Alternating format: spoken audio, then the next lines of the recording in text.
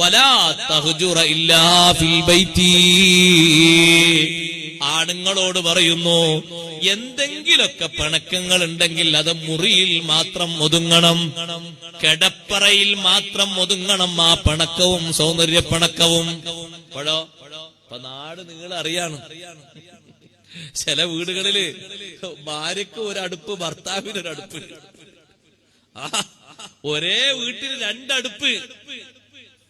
ആ പിണക്കറിയാത്തൊരു ലോകത്താരെങ്കിലും ഉണ്ടാകും? ഭാര്യയും ഭർത്താവും പിണങ്ങി, എന്നാ പിന്നെ പിണങ്ങിയിട്ട് ഇയാള് ആ വീട്ടിൽ നിന്നുണ്ടാക്കുന്ന ഭക്ഷണം വല്ലതും കഴിക്കാത്തതുണ്ടോ? കഴിക്കുന്നുണ്ട്. എന്നാ പിന്നെ ഈ ഭക്ഷണങ്ങളൊക്കെ ഉണ്ടാക്കി തരുന്ന സ്വന്തം കുടുംബിനിയോട് പിണക്കൊക്കെ മാറ്റിയിട്ട് നല്ല റാഹത്തോടുകൂടെ ജീവിക്കാൻ കരുതിയാൽ അത് അങ്ങനെ തന്നെയൊക്കെ നടക്കുള്ളൂ. കാര്യങ്ങൾ ഇങ്ങനെയൊക്കെ പോയിക്കോട്ടെ. മസ്ലഹത്തിന് ആരെങ്കിലും വന്നാൽ സ്വീകരിക്കൂല. എന്തെങ്കിലൊക്കെ സൗന്ദര്യ പിണക്കുണ്ടെങ്കിൽ അതാ മുറിയിൽ ഒതുങ്ങണം.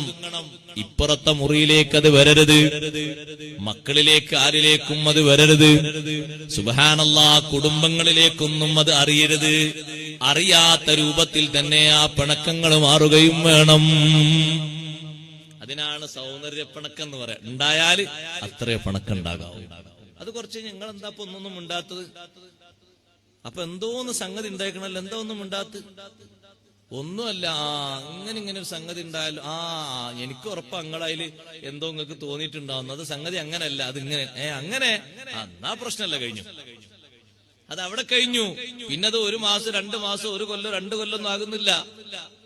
ചിലര് ആലോചിച്ച് നോക്ക്, നിങ്ങള് വർഷങ്ങളോളം നീണ്ട പിണക്കങ്ങളാ. എന്നാ പിന്നെ കാര്യങ്ങളും ഉപകാരങ്ങളൊക്കെ അത് അതിന്റെ കൃത്യം പോലെ നടക്കുന്നുണ്ട്. വസ്ത്രങ്ങളൊക്കെ ആ വീട്ടിൽ തന്നെ മാറുന്നത്, അത് സ്വന്തം ഇണ തന്നെ അലക്കുന്നത്, ആ വീട്ടിൽ തന്നെ വിശ്രമിക്കുന്നത്, കിടന്നുറങ്ങുന്നത്, ആ വീട്ടിൽ തന്നെ ഭക്ഷണം കഴിക്കുന്നത്, കാര്യങ്ങളൊക്കെ തന്നെ. അതിനൊന്നും കുറവില്ല. പക്ഷെ മിണ്ടൂല. അങ്ങനെ പിണക്കങ്ങൾ ഉണ്ടാവാൻ പാടില്ല. വലാ തഹ്ജുറ ഇല്ലാ ഫിൽ ബൈത്ത്.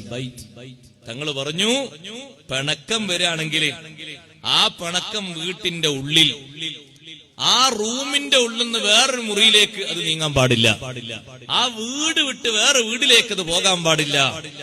അത്രയും കറക്റ്റായ രീതിയിലാകണം. സഹോദരങ്ങളെ, സ്വഭാവത്തിന്റെ സൗന്ദര്യമാണ് ഈ പഠിപ്പിച്ചത്.